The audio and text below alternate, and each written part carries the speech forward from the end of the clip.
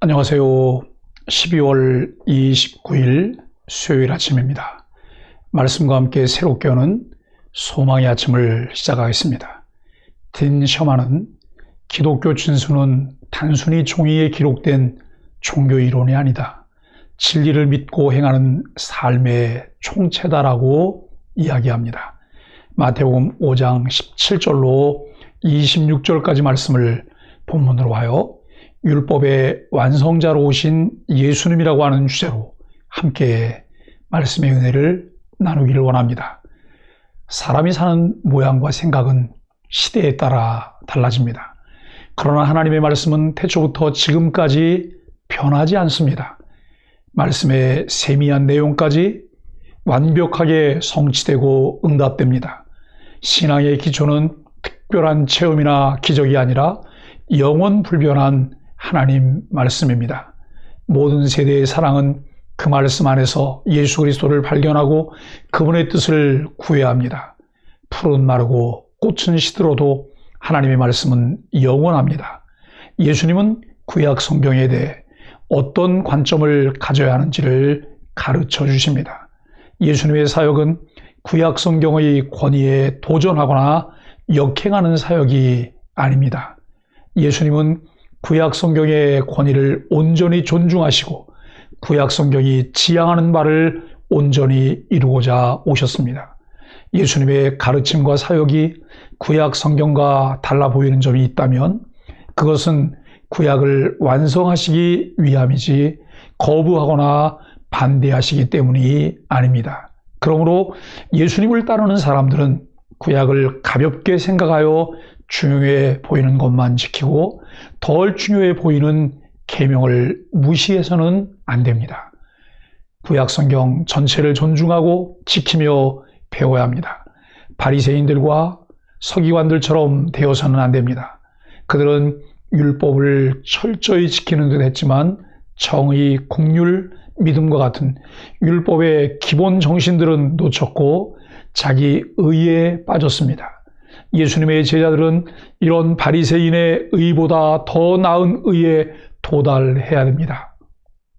자기 의에 빠지지 않고 회개함으로 하나님께 의롭다 하심을 받고 예수님께 성령과 불세례를 받아 마음이 변화된 새 언약 백성으로 살아야 합니다. 바리새인보다 더 나은 의를 이루는 율법 준수 방식은 무엇일까요? 예수님은 먼저 살인 금지 명령을 예로 들어 설명하십니다.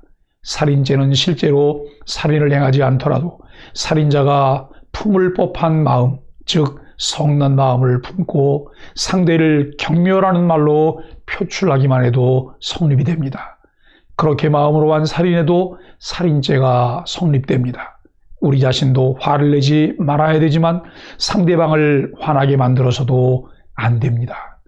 아무리 개인적으로 경건한 삶을 살아도 남을 화나게 했던 일이 있다면 화해로 풀어 그것이 마음으로 살인죄를 짓지 않게 해야 합니다. 화해를 통해 화평을 이루는 것이 상호 살인을 중단하고 예방하는 방법이며 바리새인보다 더 나은 의를 이루는 길입니다. 예수님 말씀은 권위 있는 새 교훈입니다. 그 가르침이 여느 종교 지도자들과 달랐기에 어떤 이는 예수님이 율법을 폐하러 왔다고 생각했습니다. 이러한 비난과 오해에 대해 예수님은 자신이 율법을 완성하러 오셨음을 분명히 하십니다. 하나님이 주신 율법 중 어느 하나 무시해서는 안 되고 심지어 서기관과 바리새인들의 의보다 나아야 한다고 가르치십니다. 이 말을 들은 제자들은 적잖이 놀랐을 것입니다. 율법을 철저히 지키는 그들보다 어떻게 더 나은 삶을 살 수 있을까? 그 해답은 유대인들의 전통이 아니라 예수 그리스도를 따름에 있습니다. 성령 안에서 그리스도의 가르침을 따를 때 그리스도인의 삶은 완전해집니다. 예수님이 너희 의가 서기관과 바리새인보다 나아야 한다고 하신 이유는 무엇일까요? 말씀을 내 삶에 적용하면서 어떤 부분이 더 성숙해졌나요?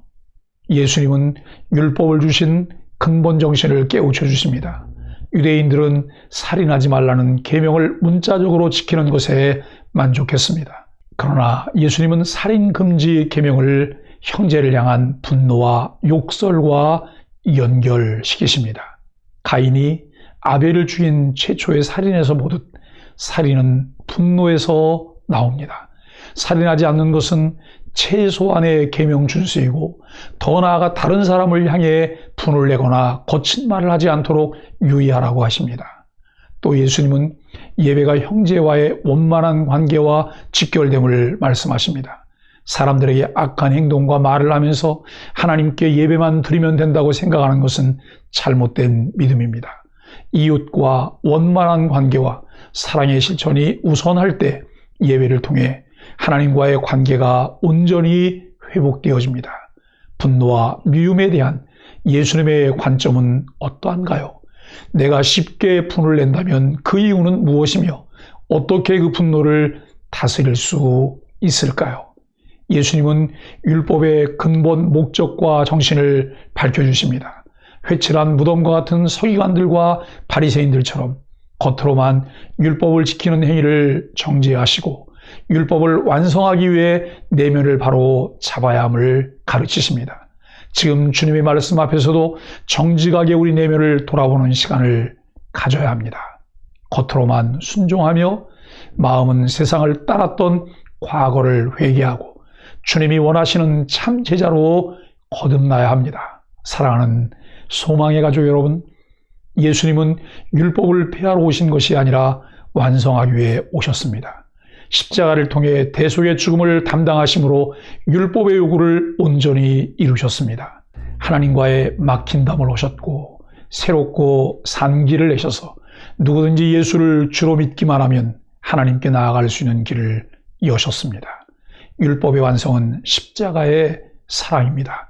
예수 그리스도를 주로 믿고 고백하는 모든 사람들은 서로 손을 내밀어 화해하며 화평을 이루어야 합니다.